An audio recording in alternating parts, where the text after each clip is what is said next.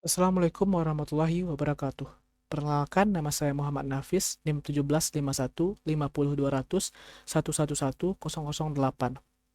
Pertama dan utama sekali, marilah kita berikan puji dan rasa syukur kepada Allah Subhanahu wa taala yang telah memberikan waktu dan kesempatan sehingga kita dapat melaksanakan sema skripsi pada hari ini pada tanggal 30 Juni 2022. Sebelumnya, saya mau berterima kasih kepada dosen fasilitator yang telah hadir, yaitu Pak Faisal Huda. Terima kasih telah menyempatkan waktunya karena sehingga kita dapat melakukan sema skripsi pada hari ini. Jadi penelitian skripsi saya mengangkat judul klasifikasi genre musik menggunakan metode konvolusional neural network atau CNN. Baiklah, topik pembahasan pada sema skripsi ini pertama itu pendahuluan, yang dimana terdapat latar belakang, rumusan masalah, tujuan, batasan masalah, kajian pustaka, dan landasan teori. Yang kedua itu metodologi, yang dimana terdapat data dan perancangan sistem. Yang ketiga, hasil dan pembahasan, yang dimana terdapat hasil pengujian dan analisis. Keempat, kesimpulan, yang terdapat kesimpulan dan saran penelitian. Pertama, masuk ke pendahuluan. Jadi latar belakang diangkatnya penelitian ini, pertama yaitu perkembangan musik di dunia yang sangat pesat dan cepat. Yang kedua, berbeda-bedanya jenis musik yang ada di dunia. Yang ketiga, terkadang orang awam akan sulit membedakan genre musik. Terkadang orang awam sulit untuk menentukan genre musik yang dia dengar saat itu. Selanjutnya, rumusan masalah. Yang pertama, bagaimana penerapan metode CNN untuk melakukan klasifikasi genre musik. Kedua, bagaimana tingkat akurasi dari metode CNN untuk melakukan klasifikasi genre musik. Yang ketiga, apakah parameter pada CNN yang mempengaruhi klasifikasi genre musik. Tujuan dari penelitian ini adalah yang pertama mengetahui hasil penerapan metode CNN, yang kedua mengetahui tingkat akurasi metode CNN, dan ketiga mengetahui parameter pada CNN yang mempengaruhi klasifikasi genre musik. Selanjutnya masuk ke kajian pustaka.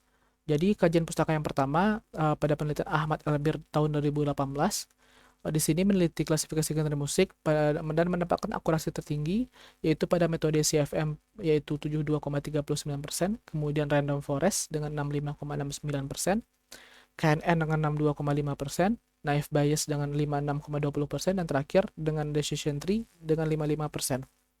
Kemudian pada penelitian kedua yaitu Q Xiang Kong pada tahun 2017. Peneliti ini menemukan bahwa metode CNN lebih baik daripada metode MFCC yaitu dengan akurasi 72,4%. Yang terakhir, pada penelitian Derek A. Huang pada tahun 2018, hasilnya CNN menempati posisi teratas dengan 82% dengan data yang melalui tahap preprocessing dan yang 53% dengan data yang tanpa melalui tahap preprocessing. Kemudian landasan teori. Jadi di sini penelitian ini menggunakan metode convolutional neural network, yang dimana metode ini merupakan salah satu metode klasifikasi yang termasuk dalam kelompok deep learning yang menggunakan layar konvolusi sebagai ekstraksi fitur. Jadi terlihat pada gambar di atas, CNN itu terdiri dari dua tahapan utama, yaitu feature learning dan classification. Pada feature learning ini terdiri pada layar convolution dan ReLU dan pooling. Sedangkan pada classification terdapat layer flatten, fully connected, dan softmax. Kemudian transfer learning. Jadi transfer learning itu adalah metode yang bekerja untuk menggunakan model atau pengetahuan yang telah diperoleh untuk memecahkan suatu masalah yang baru. Di sini pada penelitian ini akan menggunakan model ResNet atau AlexNet yang sebelumnya telah dilatih menggunakan dataset ImageNet. Dataset ImageNet sendiri itu adalah dataset yang terdiri dari 14 juta gambar dengan 1000 kelas. Kemudian model yang digunakan adalah ResNet 50 dan AlexNet.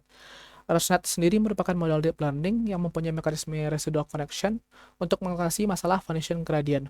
Yang kedua, AlexNet. AlexNet ini merupakan model yang mempunyai 8 layer dengan 5 layer konvolusi dan 3 layer fully connected. Jadi di sini menggunakan dua optimizer. Yang pertama yaitu Adam Optimizer dan kedua SGD Optimizer. Selanjutnya metodologi.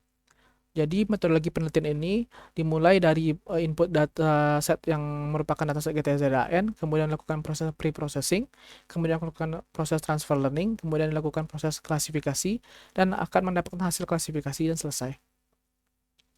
Data penelitian. Jadi data penelitian di sini mengambil data dari dataset GTZAN yang memiliki 1000 musik dan terdapat 10 genre musik.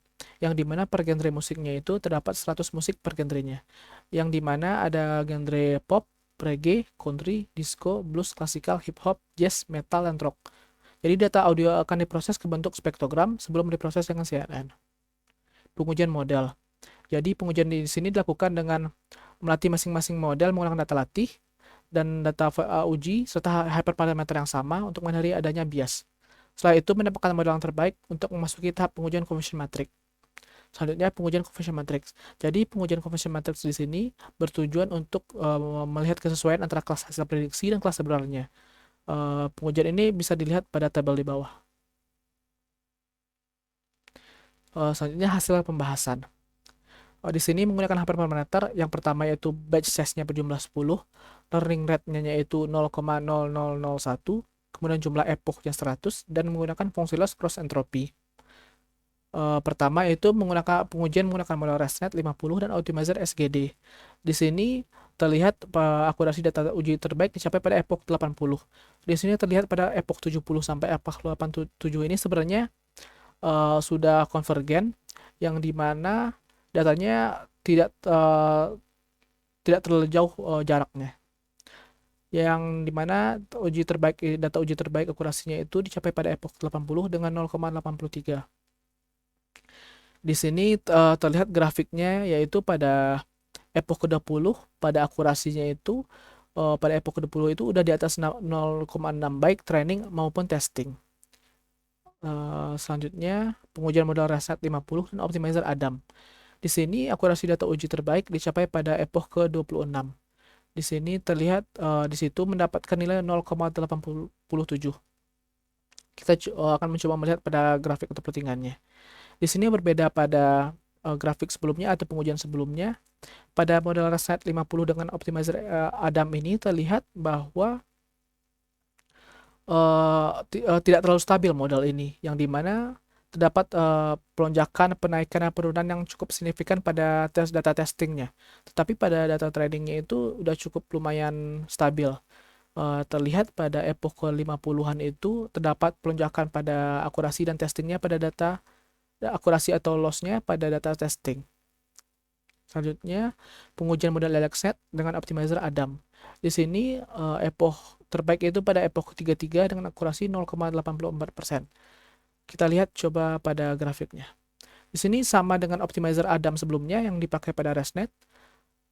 Ini tidak terlalu stabil, yang dimana pada epoch ke-80-annya itu pada data testing juga terdapat pelonjakan yang sangat tinggi.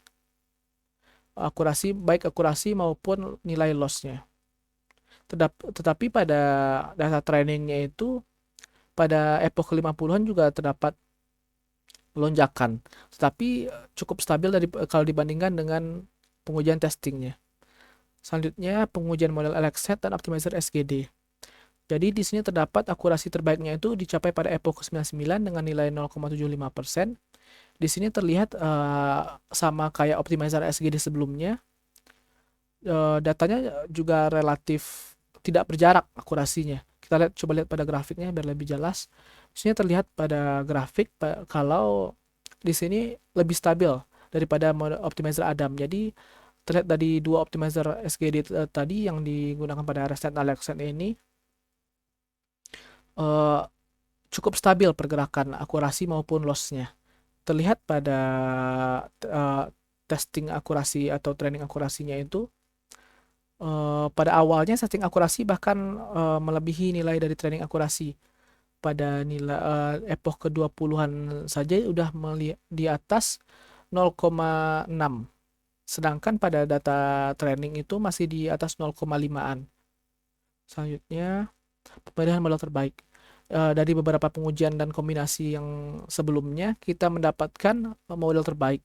Yang pertama pada ResNet SGD, epoch terbaik pada 80, ResNet Adam pada epoch ke-26, AlexNet Adam pada epoch ke-33, dan AlexNet